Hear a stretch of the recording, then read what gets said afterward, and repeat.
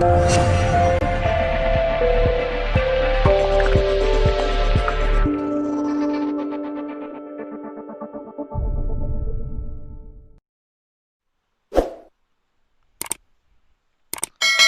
student, this is More sir here. Today we are going to learn about our part 4 about history of novel. Part 3 जे आहे मी upload केलेला आहे साधारणतः यापूर्वी. यानंतर आपला जो काही पार्ट 4 जो आहे त्याच्यामध्ये आपण बघणार आहोत टाइप्स ऑफ नॉवेल. ठीक आहे, सो तो आज आपण ह्या पार्टमध्ये बघूया. Let's see types of novel म्हणजे नॉवेलचे जे काही टाइप्स आहे प्रकार ते आपल्याला बघायचे. First type is there realistic novel. The realistic novel is a fiction that gives the effect of realism. काय म्हटलंय, जे काही रिअलिस्टिक नॉवेल जे असतं हे अशा प्रकारचं फिक्शन आहे, म्हणजे त्याला एक काल्पनिक आपण साहित्य प्रकार म्हणतो, की तो काय करत असतो, gives the effect of realism. आपल्याला काय करतो, तो जे काही रियालिटी जी आहे त्याची जाणीव करून देत असतो. ठीक आहे. Sometimes this is also called a novel of manner. कधी कधी ह्या नॉवेल जे आहे त्यांना काय म्हटलं जातं, नॉवेल ऑफ मॅनर म्हणून देखील काय केलं जातं, संबोधलं जातं. It can be characterized by its complex characters with mix motives that are rooted in the social class. काय सांगितलं बघा, इट कॅन बी कॅरेक्टराइज, मग त्याच्यातले जे काही कॅरेक्टरायझेशन जे आहे किंवा त्याच्यात जे काही कॅरेक्टर वगैरे दिलेले असतात, ठीक आहे, ते कॅरेक्टर सांगितले काय केलेले असतात. It characterise it's complex characters, म्हणजे जे काही कॅरेक्टर असतात ते काय असतात, कॉम्प्लेक्स असतात. आणि साधारणतः समाजाचे जो काही स्तर आहे किंवा जो काही समाज वर्ग जो आहे त्यातनंच हे काय केलेलं असतात, हे कॅरेक्टर घेतलेले असतात. The characters in the realistic novel interact with other characters. आणि याच्यामधले जे काही कॅरेक्टर आहे ते काय करतात, एकमेकांशी बाकीचे जे काही कॅरेक्टर असतील त्यांच्याशी काय करतात, संवाद साधतात. Undergo plausible and everyday experiences. आणि सांगितलंय कसा संवाद असतो तो, अंडरगो प्लॉजिबल म्हणजे जे काही त्यांचे अनुभव जे असतील, की जे काही वाजवी स्वरूपाचे अनुभव असतील, रोजच्या आयुष्यातले जे काही अनुभव असतील, जे काही घडामोडी जे असतील याच्याशी रिगार्डिंग जे असतं साधारणतः ते जे काही कॅरेक्टर जे असतात ते काय करतात, त्या एक्सपिरियन्सेसवरती, म्हणजे एव्हरीडे एक्सपिरियन्सेस म्हटलंय म्हणजे रोजच्या आयुष्यामध्ये आपल्याला जे काही अनुभव येत असतात, ठीक आहे, त्याच्यावरती ते काय करत असतात, भाष्य करत असतात. त्याच्यावरती ते काय करतात, एकमेकांशी संवाद साधतात. So it is called realistic novel. म्हणजे हे जे काही फीचर्स जे आहे आपण रिअलिस्टिक नॉवेलचे बघितले. त्याच्यानंतर दुसरा टाईप जो आहे तो आपल्याला दिलाय picaresque novel. So picaresque novel म्हणजे काय ते आपण समजून घेऊया. The word picaresque is originated from the Spanish word picaro. त्यांनी सांगितलंय की जो वर्ड पिकॅरेस्क जो आहे त्याची जी काही उत्पत्ती असेल किंवा त्याचा जो काही उगम जो आहे तो स्पॅनिश वर्ड पासून झालाय. आणि त्याचं नाव सांगितलं, तो वर्ड जो आहे त्याचं नाव आहे पिकॅरो, आणि विच मीन्स अ रग. त्याचा मिनिंग होतो रग. रगचा मीन आहे भटका किंवा जिप्सी कॅरेक्टर. एखादा भटका जो काही कॅरेक्टर जो असतो त्याला रग म्हटलं जातं. आणि a picaresque novel narrates the adventures of the protagonist. मग आता पिकॅरेस्क नॉवेलमध्ये काय केलं जातं, जे काही प्रोटॅगॉनिस्ट जो आहे म्हणजे त्या कथेचा जो काही नायक जे आहे त्याचे जे काही साहसी कृत्य जे असतील किंवा जे काही ॲडव्हेंचर जे असतील ते काय केलं जातं, डिपिक्ट केले जातं, त्याचं वर्णन केलं जातं. हू इज अन ॲक्सेंट्रिक वन, की जो माणूस कसा असतो, ॲक्सेंट्रिक वन ऑर द डिसरेप्युटेबल पर्सन. म्हणजे एकतर तो कॅरेक्टर काय असतो, विचित्र स्वरूपाचा दाखवलेला असतो किंवा कधी कधी डिसरेप्युटेड असतो, म्हणजे त्याला कुठली रेप्युटेशन जी आहे ती नसते. In an episodic form. आणि सगळ्यात महत्त्वाचं जे काही असेल ते काय केलं असतं, एक एपिसोडिक फॉर्ममध्ये काय केलं असतं, ती नॉवेल जी आहे ती बसवलेली असते. It is called picaresque novel. Next one आहे बघा हिस्टोरिकल नॉवेल. ठीक आहे, मग आता हिस्टोरिकल नॉवेल म्हणजे काय त्याने सांगितलंय, a historical novel is a novel set in a period earlier than that of writing. म्हणजे ज्या वेळेस ती लिहिली गेली असेल त्याच्या अगोदरच्या काळामध्ये, म्हणजे साधारणतः भूतकाळात लिहिली गेली असेल. ठीक आहे, ती जी काही नॉवेल जी असती त्याला हिस्टोरिकल नॉवेल असे म्हणतात किंवा ती हिस्टोरिकल नॉवेल म्हणून कन्सिडर केली जाते. त्याच्यानंतरचे नॉवेलचा टाईप्स आहे आपला बघा, इपिस्टोलरी नॉवेल. ठीक आहे, मग आता एपिस्टोलरी नॉवेलमध्ये नेमकं काय झालेलं असतं, की इपिस्टोलरी बघा, the word epistolary derives from the Latin word epistola. म्हणजे जे काही इपिस्टोलरी हा जो काही वर्ड आहे त्याचा साधारणतः जो काही उगम जो आहे तो कशापासून झाला आहे, जो काही लॅटिन वर्ड आहे इपिस्टोला याच्यापासून, विच मीन्स अ लेटर. त्याचा अर्थ काय होतो, अ लेटर. लेटर म्हणजे पत्र. ठीक आहे, the epistolary novel is that in which the writer presents the narrative through a series of correspondence or the other documents. मग आता त्यांनी सांगितलं की इपिस्टोलर नॉवेलमध्ये काय केलं जातं की in which the writer present the narrative, म्हणजे ते काही कथानक सादर केलं जातं ते कशा थ्रू केलं जातं, सिरीज ऑफ करस्पॉन्डन्स तेच पत्रव्यवहार वगैरे होतात. सो जे काही पत्रव्यवहार वगैरे होत असतील किंवा जे काही बाकीचे साहित्य डॉक्युमेंट्स असतील, काही कागदपत्र असतील, त्याचे जे काही सिरीज जे असतात त्याच्या थ्रू काय केलं जातं, त्याचे जे काही कथानक जे आहे त्या नॉवेलचं ते सादर केलं जातं. Although letters are the most common basis for epistolary novel, म्हणजे जरी लेटर्स हे जे आहे हे जरी मूलभूत घटक असले एपिस्टोलरी नॉवेलसाठी तरी सुद्धा सांगितलंय diary entries are also popular form of this type. तरी सुद्धा काय सांगितलंय की ज्या काय डायरी एंट्रीज जे असतात, बऱ्याच वेळेस लोक डायरी वगैरे लिहित असते, ह्या डायरी एंट्रीज ज्या आहेत त्या पण काय आहे खूप लोकप्रिय आहेत या फॉर्ममध्ये की ज्याला एपिस्टोलरी नॉवेल आपण म्हणतो. ठीक आहे. नेक्स्ट टॉपिक आहे बघा गॉथिक नॉवेल. आता गॉथिक नॉवेलमध्ये काय सांगितलं बघा, the novels that include terror, mystery, horror, thriller, supernatural, doom, death और डिके और haunted buildings are called the gothic novels. आता गॉथिक नॉवेल सांगितलं, गॉथिक नॉवेल म्हणजे काय की अशा प्रकारचं नॉवेल की त्याच्यामध्ये काय इन्क्लूड केलं जातं, टेरर म्हणजे भीती, मिस्ट्री तेच मिनिंग आहे, जरा चमत्कारिक वगैरे आपण त्याला म्हणू शकतो, किंवा हॉरर असेल, भीती असेल, थ्रिलर असेल, रोमांचकारी ज्या काही खातं असतील, इव्हन सुपरनॅचरल म्हणजे दैवी गोष्टी की ज्या आपण बऱ्याच वेळेस बघतो असतो, भूत वगैरे असं काहीतरी दैवी गोष्टी आपल्याला सांगितलेल्या असतात, किंवा डूम असेल, डूम म्हणजे काही दुर्दैवी गोष्टी असतात, इव्हन डेथ और डिके किंवा हॉन्टेड म्हणजे झपाटलेल्या काही वेळेस झपाटलेल्या बिल्डिंग्स आपण बघायला मिळतात, तिथं भूताचा सहवास आहे, वास आहे असं काहीतरी लोक म्हणतात. सो अशा प्रकारच्या ज्या काही नॉवेल्स वगैरे असतात त्या गॉथिक नॉवेल्समध्ये येतात. ठीक आहे. त्याच्यानंतर आहे बघा ऑटोबायोग्राफिकल नॉवेल. आता ऑटोबायोग्राफिकल नॉवेल म्हणजे काय, the autobiographical novel is the novel based on the life of the author. ह्या ज्या काही नॉवेल ज्या असतात त्या काय सांगितलं की त्या एखादा जो काही ऑथर असं लिहिणारा त्याच्याच आयुष्यावरती काय असतात, आधारित असतात. How ever the author changes the places and the names of characters. पण कधी कधी काय केलं जातं की जो काही ऑथर जो आहे, जो काही रायटर जो आहे तो काय करत असतो, ते जे काही प्लेसेस, जे काही घटना घडली ते जे काही ठिकाणं असतील किंवा ते काही नावं जे असतील त्याच्यामधले कॅरेक्टर्स ते कधी कधी काय केले जातात, बदलले जातात.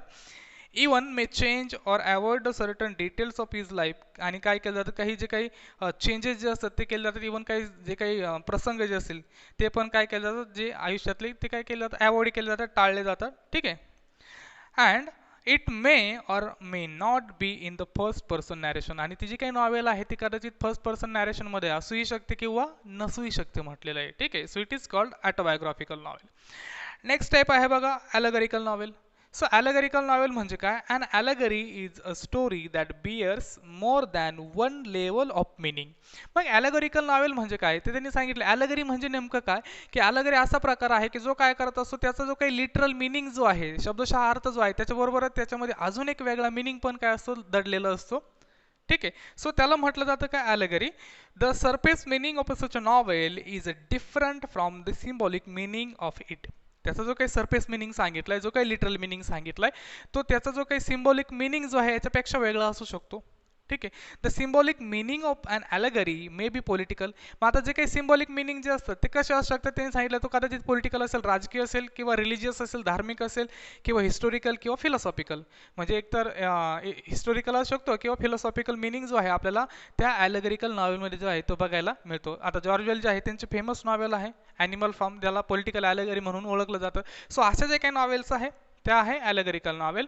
त्याच्यानंतर नेक्स्ट टाईप आहे नॉवेलचा युटोपियन और डिस्टोपियन नॉवेल. आता इटोपियन किंवा डिस्टोपियन नॉवेल म्हणजे नेमकं काय. सो बघा, इटोपिया इज अन इमॅजिनरी कम्युनिटी और society possessing the ideal qualities. आता युटोपिया म्हणजे काय, साधारण तुम्हाला प्लेटोची कन्सेप्ट माहिती असेल आदर्श राज्याची. त्यांनी सांगितलं होतं की त्याच्या राज्यामध्ये जे काही लोक असतील ते सर्व आदर्श असतील, त्यांच्या क्वालिटी जे असते त्या एकदम हाय क्वालिटी, चांगल्या क्वालिटीचे लोक जे असतील. सो ती जी कन्सेप्ट म्हटले, एक इमॅजिनरी कम्युनिटी होती ती काल्पनिक. त्यांनी कल्पना केली होती की असं जे काही युटोपियन राज्य जे आहे असं असू शकतं की जिथं हाय क्वालिटीचे, चांगल्या क्वालिटीचे असणारे लोक जे असतील राहत असतील. So it is a common literary theme specially in science fiction और दॅट स्पेक्युलेटिव्ह फिक्शन.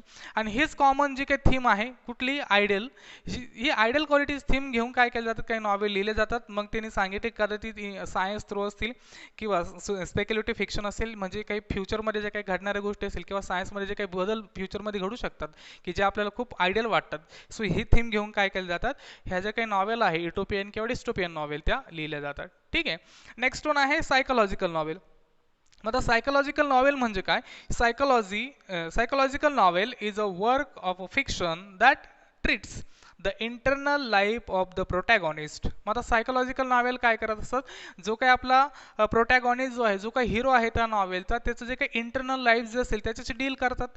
ठीक आहे. Or even the other character as much as the external factors, किंवा बाकीचे जे काही कॅरेक्टर्स असतील त्यांचं जे काही मेंटॅलिटी जे असेल एक्सटर्नल, ठीक आहे, त्याच्याशी पण काय करतात ह्या नॉवेल डील करत असतात. म्हणजे हे थीम घेऊन काय केलं जातं, ज्या सायकोलॉजिकल नॉवेल ज्या आहे त्या काय केल्या जातात, लिहिल्या जातात. ठीक आहे. नेक्स्ट वन आहे स्ट्रीम ऑफ कॉन्शियसनेस नॉवेल. मग आता त्यांनी सांगितलं की ज्या काही स्ट्रीम ऑफ कॉन्शियसनेस नॉवेल जे आहे, ठीक आहे, ते आपल्याला काय होतात बघायचं आहे. मग आता स्ट्रीम ऑफ कॉन्शियसनेस म्हणजे ते पण आपण समजून घेऊया. पहिले सांगितलंय stream of consciousness is a phrase coin by William James in his treatise principles of philosophy 1890. आता त्यांनी काय सांगितलं, जे काही स्ट्रीम ऑफ कॉन्शियसनेस जो आहे तो काय केला, विल्यम जेम्सने ही टर्म जी आहे शोधून काढलेली आहे. त्याचं जे काही ट्रीटाइज आहे, ट्रीटाइज म्हणजे प्रबंध, त्या प्रबंधामध्ये आपल्याला बघायला मिळते, जो काही त्याचं नाव दिलं बघा, प्रिन्सिपल्स ऑफ सायकोलॉजी. ठीक आहे. सो प्रिन्सिपल्स ऑफ सायकोलॉजी जो आहे 1890मध्ये लिहिलेलं आहे, त्याच्यामध्ये आपल्याला हे जे काही टर्म जे आहे ती काय होती बघायला मिळते. It means the flow of thoughts, आणि त्याचा मिनिंग आहे फ्लो ऑफ थॉट्स म्हणजे विचार प्रवाह, विचारधारा, जो काही विचारांचा प्रवाह जो असतो. थोडक्यात काय की आपल्याला ती जाणीव करून देतात. ठीक आहे. So incidents in the plot are the sequence of their occurrence. त्याच्यामध्ये काय केलं जातं, ज्या काही घटना घडतात, ज्या काही प्लॉटमध्ये ज्या काही घटना घडत असतात त्या काय केल्या, जशा घडतील त्या सिक्वेन्समध्ये काय केल्या असतात, मांडलेल्या असतात. The novelist narrates them as they enter the mind of the character. आणि जशा त्या कॅरेक्टरच्या मनामध्ये जसे येतील तशाच त्या काय केल्या जातात, ते नॉवेलिस्ट जो आहे तो काय करतो, त्या नॅरेट्स करत चालतो किंवा त्या तशा सांगत चालतो, जशा त्या कॅरेक्टरच्या मनामध्ये ते विचार येतील तशा. ठीक आहे. त्याच्यानंतर नेक्स्ट नॉवेलचा टाईप्स आहे बघा आपल्याला, Bildungs Roman novel. So Bildungs Roman novel जे आहे बघा सांगितलंय, the German world Bildungs Roman indicates growth. हा जो काय बिल्डंग्स रोमन हा जो जर्मन वर्ड जो आहे तो काय इंडिकेट करत असतो, तो हे इंडिकेट करतो काय, ग्रोथ. ग्रोथ म्हणजे वाढ. ठीक आहे. सो द फिक्शनल बायोग्राफी और autobiography is concern with the growth of the protagonist mind.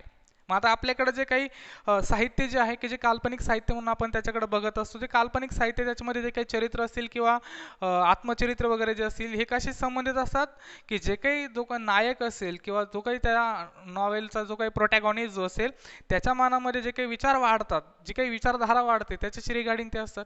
ठीक आहे. Mind spirit and characters from their childhood to adulthood. म्हणजे लहानपणापासून त्याच्या मनामध्ये जे काही विचारधारा किंवा विचार वाढत चालत असतात. सो चाइल्डहुड पासून, लहानपणापासून ते त्याच्या मोठे म्हणजे अडल्टहुड पर्यंत, साधारणतः प्रौढ वयापर्यंत हे सगळे जे काही विचार जे असतात, सो त्याच्यावरती काय केलं, इकडे नॉवेल जी आहे ती डिपिक्ट केली जाते. So it is called stream of consciousness. ठीक आहे. आणि त्याच्यानंतर आता आपल्याला बघायचं बघा, in the first half of 20th century a cult of pulp magazines became popular in which that the fantastic fiction for the general entertainment of the masses was printed on the cheap pulp paper. मग त्याच्यानंतर सांगितलं सध्या, so first of the half of 20th century म्हणजे 20व्या शतकाचा जो काही उत्तरार्ध जो आहे, सॉरी 20व्या शतकाचा जो काही पूर्वार्ध जो आहे, त्या पूर्वार्धामध्ये सांगितले की त्यावेळेस काय झालं, जो काही कल्टचा मीन आहे निष्ठावान. ठीक आहे. So cult of pulp magazine, मग त्यावेळेस काय झालं होतं की जे काही मॅगझिन जे आहे, साप्ताहिक जे असतील, मासिक जे असतील, ते काय झाले होते त्यावेळेस सुरुवात झाली होती. So became popular in which that fantastic fictions for the general entertainment of the masses. म्हणजे लोकांच्या करमणुकीसाठी काय केलं जायचं, ते फिक्शन चालू केले होते. त्याच्यामध्ये साहित्याचे जे काही वेगवेगळे म्हणजे कथा असतील कोणीतरी पब्लिश केल्या जायच्या. ठीक आहे. आणि काय सांगितलं, printed on the cheap pulp paper, म्हणजे पेपरवरती काय असायचे, ते प्रिंटेड वगैरे असायचे. The pulp fiction era provided a building ground for the detective novels and science fiction. आणि हा जो काही पल्प फिक्शन इरा जो आहे ह्या काळामध्ये काय झालं होतं, ज्या काही नॉवेल जे आहे कुठल्या की जे बिल्डिंग ग्राउंड म्हटलंय त्याला, म्हणजे बेसमेंटच म्हटलंय, तो एक पाया निर्माण झाला होता त्यासाठी. डिटेक्टिव्ह नॉवेल्स म्हणजे काही डिटेक्टिव्ह नॉवेल्स असतील किंवा सायन्स फिक्शन असेल, यासाठी ते काय होतं, एक पायाभूत इरा जो आहे किंवा काळ जो आहे तो जो काही पल्प फिक्शन इरा जो आहे तो कन्सिडर केला जातो. ठीक आहे. So science fiction is a genre of speculative fiction dealing with imaginative concept. मग आता सायन्स फिक्शन काय म्हटलंय, science fiction is a genre, म्हणजे सायन्स फिक्शन हा असा साहित्य प्रकार आहे, तो काय स्पेक्युलेटिव्ह, स्पेक्युलेटिव्ह मीन आहे तात्विक स्वरूपाचा. तो काय सांगतो, डिलिंग विथ इमॅजिनेटिव्ह कन्सेप्ट, म्हणजे जे काही काल्पनिक संकल्पना ज्या असतील त्याच्याशी तो काय करतो, डील करत असतो. सच ॲज फ्युचरिस्टिक सेटिंग, मग त्याच्यामध्ये सांगितलं सच ॲज फ्युचरिस्टिक सेटिंग म्हणजे जे काही फ्युचर जे असेल त्याच्यामधलं काही सेटिंग्स. त्याच्यानंतर सांगितलं फ्युचरिस्टिक सायन्स अँड टेक्नॉलॉजी म्हणजे भविष्यातले जे काही सायन्स आणि टेक्नॉलॉजी त्याच्यामध्ये काय बदल असतील. ठीक आहे. इव्हन सांगितलं स्पेस ट्रॅव्हल, अंतराळयान त्याचा जो काही प्रवास आपण बरेच मूवी किंवा नॉवेल्समध्ये आपल्याला बघायला मिळतात. इव्हन सांगितलंय टाईम ट्रॅव्हल, तुम्ही टाईम मशीन वगैरे ऐकून असेल, टाईम ट्रॅव्हलच्या ज्या काही स्टोरी असतात तशा पण त्या असू शकतात. Then parallel universes and the external life, आणि ते सांगितलंय की जे काही पॅरलल असेल, ठीक आहे, पॅरल युनिव्हर्स म्हणजे जे काही वैश्विक जे असेल थोडक्यात समांतर, की त्याला जे काही समांतर असेल तर आपण बऱ्याच वेळेस बघतो जगाचा शोध, त्याच्यानंतर जे काही अंतराळ वगैरे असेल, स्पेसशिप, हे जे काही लाईव्ह जे आहे ते काय केलं जातं की जे फ्युचरमध्ये असं असू शकतं. ठीक आहे. आपण स्पेस वॉर नावाची कन्सेप्ट वगैरे ऐकली आहे, स्पेस वॉर, की जी बऱ्याच वेळेस नॉवेल थ्रू किंवा एखाद्या मूवी थ्रू डिपेक्ट केली जाते. सो अशा प्रकारचे थीम घेऊन काय केलं जातं, नॉवेल ज्या आहेत त्या लिहिल्या जातात. ठीक आहे. So science fiction often explores the potential consequences of scientific and other innovatives. आता सायन्स फिक्शनमध्ये काय केलं जातं, जो काही सायन्स फिक्शनमध्ये जो काही सायन्स फिक्शन जो आहे याच्यामध्ये काय केलं जातं की जे काही पोटेन्शियल कॉन्सिक्वेन्सेस जे असतील, म्हणजे थोडक्यात की सायन्स जे असेल याच्यामध्ये काही शोध लागले, त्याचे काय परिणाम झाले, इव्हन जे काही सायंटिफिक इनोव्हेशन्स जे आहे, नवीन नवीन काय शोध लागत आहे. ठीक आहे. सो याच्यावरती काय केलं जातं, बऱ्याच वेळा जे आहे सायन्स फिक्शन काय करतं, प्रकाश टाकत असतं किंवा त्या टॉपिक घेऊन काय केलं जातं, नॉवेल जे आहे ते लिहिले जातात.